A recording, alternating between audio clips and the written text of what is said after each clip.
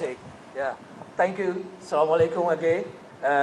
Thank you for giving me this question because this is very important to understand the real situation of the Rohingya. Because whenever I saw a word that pathway to citizenship, that made me really very angry. Because we are not demanding the citizenship from Myanmar. Here one sister, she used restoration. That is the correct term. What we are asking is to restore our citizenship, regardless of what happened before the Burma independence. But after the Burma independence in 1948, Rohingya were given indigenous status. Rohingya term was recognized as a race, as an ethnic group. And my grandparents and all the Rohingya in that generation, they enjoy the full citizenship. My great-grandfather was, and also the grandfather of Kotunke, they both were Constituent Assembly member that was founded by the late General Aung San in 1947.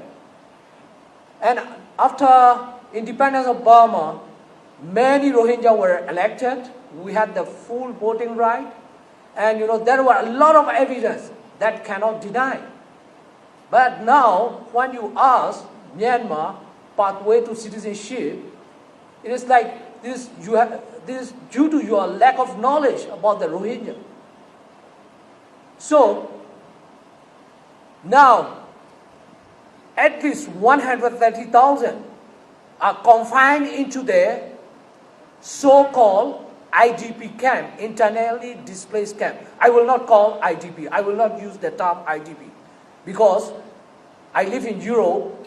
I have visited all these concentration memorial sites.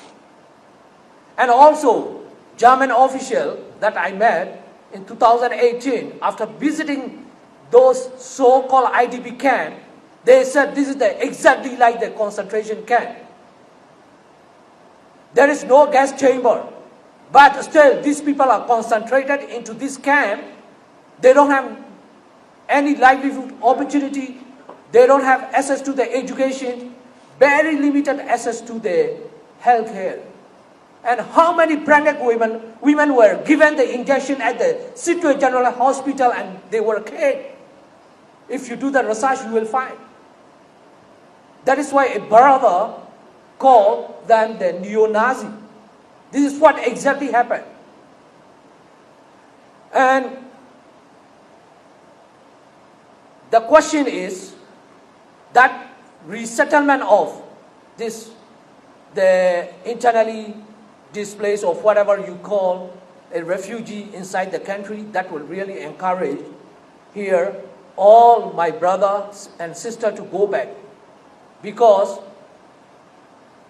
after the independence of Burma, we had the national registration camp. My grandparents, my parents, they had. I didn't have. And in 1982, they entered the new citizenship law and stopped issuing all those national registration cards.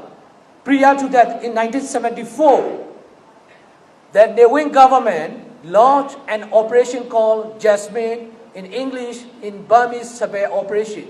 They conducted this operation for 4 years and take away this national registration card from the Rohingya.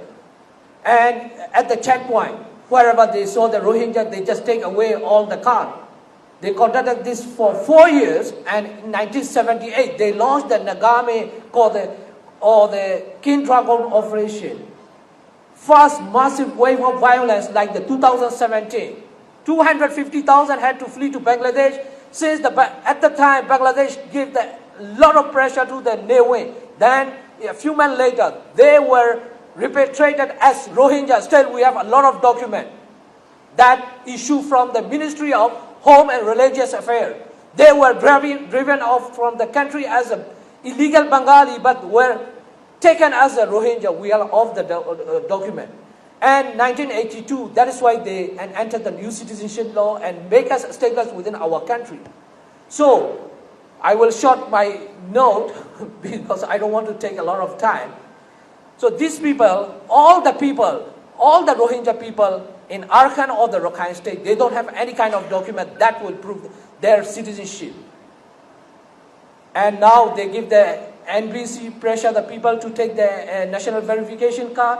And before that, in 1994, they issued the white card called the temporary registration card.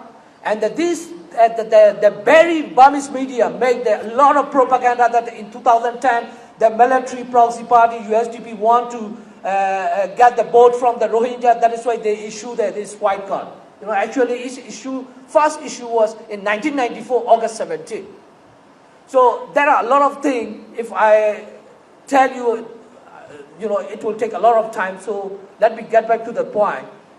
So the people from Sittwe, Myebong, Pokto, and the Chowto, and the Mimia, they are still in the IDP camp. In Pokto especially, the people are starving, and also in Sittwe. Recently, the AOD, the Burmese media reported that the people are starving. Some family even suicide themselves because they cannot afford the food. So it is better to suicide themselves, they suicided. So this is what's happening. So let them to resettle back in their original home, whether the houses stay in town or, you know, those who are occupied by others, it doesn't matter. But there should be the justice. Those houses belong to the Rohingya, those should be given, and if they are given the full citizenship, and if they can move freely like other nationality, other ethnic member in Sittwe, this will really encourage the people here to go back to our homeland, because they will feel that they will have the same card. But the way this military junta has done in a few years back, the delegation came here in the Bazar, taken to the Mondo and show them the small houses, that will never encourage our people to go back. I myself, as an activist, as I can influence my people, I will never encourage to go back in this situation. The situation must be with the full right and with the freedom.